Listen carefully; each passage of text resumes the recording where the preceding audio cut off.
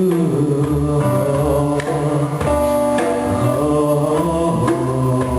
hard for me to see you, Lord. I think I'm beyond patiently waiting.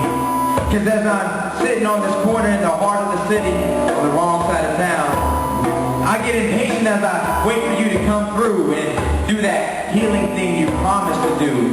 Here in this concrete desert where hope creeps up from the cracks of this sun-scorched ground. And the light that gives life takes it instead. Where moms and dads are stressing to give their children daily bread. Where some use the paved street as their bed. Where staying alive just shows how quickly you can move your head. I gotta be honest, it's slowly taking my hope and turning it into despair. I mean, I barely have enough faith left to believe that you care.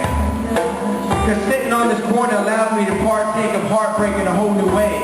I see how those who petition for a fair education system only get turned away. I see people stuck in the cycle of drug addiction but can't break away, which leads them to further poverty and takes any voice they had away. I mean, even as I write this, a man clings to his life about a block away. Shots ring out. For me, it happens once in a life. But for those who live here, it's the everyday. Lord, I wonder.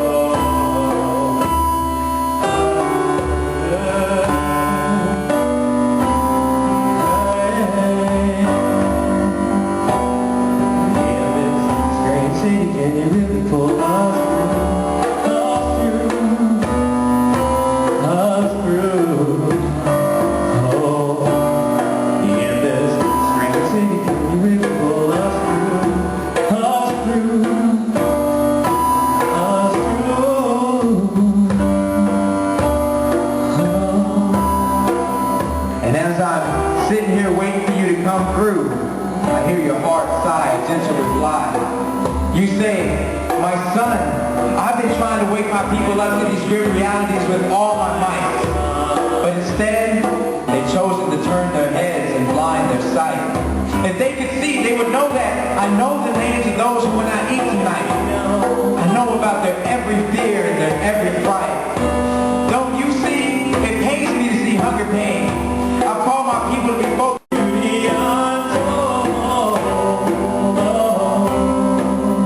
Well, as I look upon the city, I saw how history has affected it all. If you want peace in this place, then why allow us to be heirs to barriers we didn't set up? You can't seem to diffuse. I refuse to find refuge in a God who would ignore history's past. When you look down from heaven, did you not see your people being abused? Did you just choose to actively ignore the poor and needy? Couldn't you foresee the consequence of silence in these situations? For example, why didn't you stop it when the Native Americans were forced on reservations, when free labor helped build the plantations, when Jim Crow enacted segregation? These are the roots of why a disproportionate number of black men are locked in incarceration, and why America can't seem to proceed in the process of racial reconciliation. For those who are truly seeking your face, can you really feel our frustration? Are the words you say to us just lip service to stock answers that have been recycled past generations to eat away at our hope like cancer?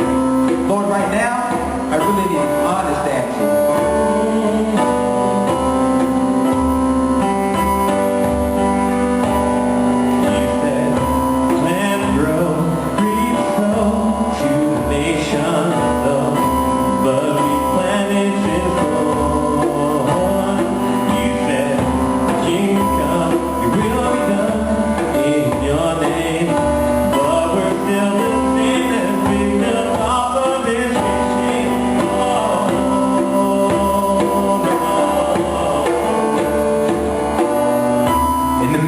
Questions, I received a heartfelt, hard answer. I hear you say again, my son, I was there when America made being black a sin, when they hated the Mexicans for coming in, and when they trapped those with Japanese skin. Don't you see, it pains me to see racism win. I long for the day when humans will love everyone as their kin. I see how the then has affected the now, because I was there when I clothed myself in their skin and felt every wound inflicted by bigoted sin. Their feelings of being second class was my mediocrity, and I can see past fuzzy thoughts about diversity and look into the core of the pain, like open heart surgery. Their suffering has been mine, and way before your time, I've been sitting by the side, shedding tears from on high.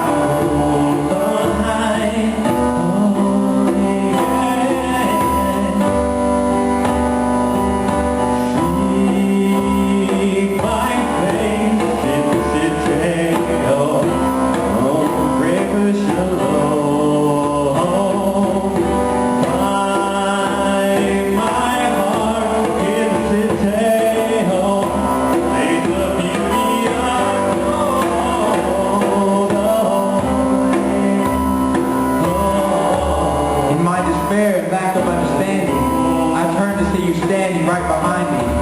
You say, my son, you ask me why I don't offer those starving a bite to eat, or why I was silent while history is screaming out at me.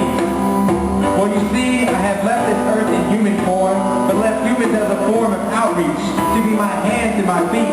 So don't you see, I'm just waiting for you to be what I've called you to be. To be a friend for those who are alone, to provide a shelter for those who do not have a home, to lift the social lame up unto their feet, to give those starving a bite to eat, to fight for the rights and empower the socially weak. I will continue to be faithful to bring my shalom, and when it comes, will you still be?